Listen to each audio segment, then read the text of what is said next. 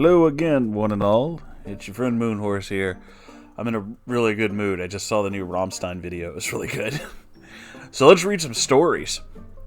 This is from Reddit user, my password is Phil, Conbeard. First time poster, long time fan. Well, welcome. Sorry for how long this is. I've had a few near brushes with neckbeards before, but I only had to personally deal with them twice. I plan on posting the other one later.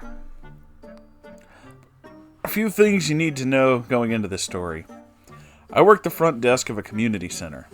I'm naturally a friendly and chatty person, and the afternoons when we receive most of our deliveries in the office, it's pretty dead.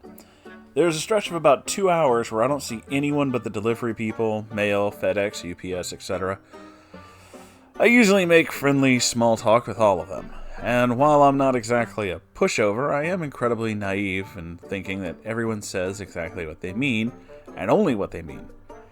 I'm also not very good with social cues or confrontations due to being on the spectrum.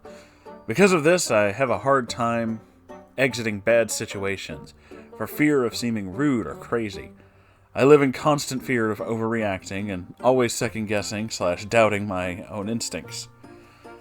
Enter the Neckbeard. Yeah, let's call him Jay. Jay is a very tall neckbeard, has to duck under doorways. Jay had been coming around for about 6 months before the bulk of this story takes place. I live in a city where winter lasts for half the year, so for 6 of those months, Jay wore the appropriate winter clothes. This is important because once it got warmer, he started wearing short-sleeve shirts. That's when I noticed his large comic book-related tattoo. I got a couple of comic tattoos myself, so I started talking comics with him. A while later, I decided to downsize my comic collection because I was mainly switching over to digital. I'm not much of a collector. I buy comics to read, not to collect dust in my house. So it was really a lot easier for me. I gave everything that was age appropriate to the kids at my workplace, and everything else was going to Goodwill.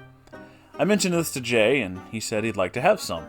He asked for my number so I can send him a list of what I had. This seemed pretty innocent, so I gave it to him. After the comics exchange was over, I expected that would be the end of our phone interaction. I was wrong.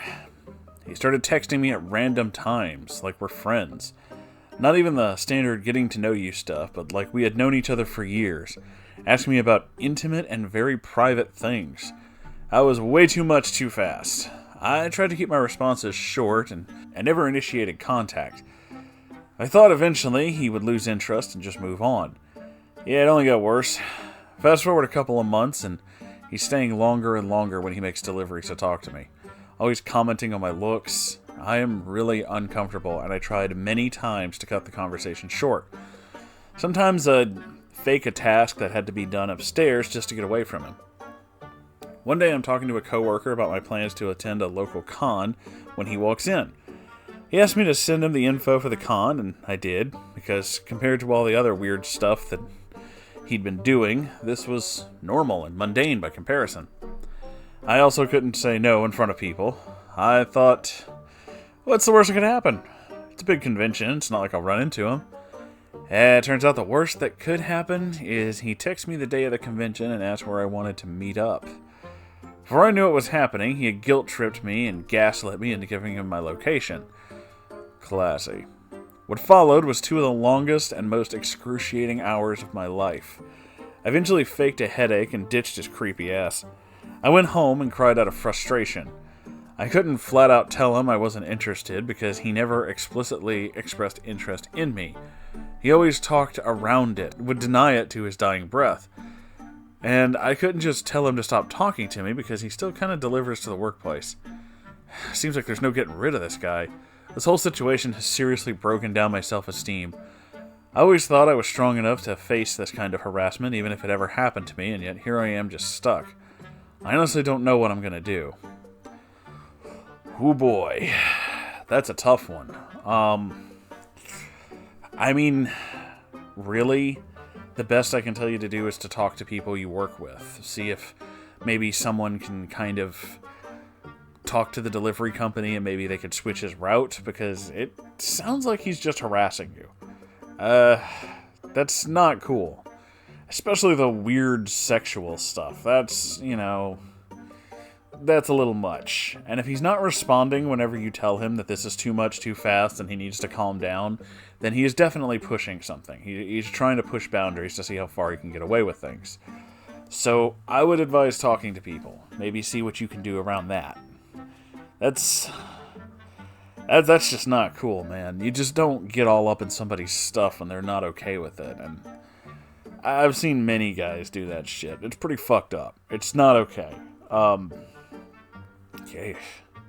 I wish I could give you better advice. I wish I could help. I just... Wow. This guy sounds like a fucking prick. He just... You know... Some of these guys don't seem to know when no means no, you know? I said no a lot in that sentence. But... Yeah, it's just... I don't know. I mean... Like I said, the best advice I can give you is to talk to people at the office, and maybe they can figure out, you know, maybe they can get a different delivery person and reset his route so he won't be coming in constantly. So it'd make it easier. Because, I don't know, man, that is not okay. You don't just harass people and gaslight them and shit like that. That's just really fucked up. I'm sorry that you're having to deal with that. Jeez. So, thank you everybody for watching. If you would like to send in your own story, you can do that by going to r/Moonhorse Stories and send them in there. I check subreddit every day, so I will see them. And if you would like to donate to keep this channel operational, which would be really appreciated, you can do that by going to my Patreon and donating there, or you can buy t-shirts and stuff. I bought one. I'm wearing it right now. It's really cool. I actually am. So, that's not a joke, I really am. So, thank you again for watching, and I'll see you in the next video. Okay, goodbye everybody.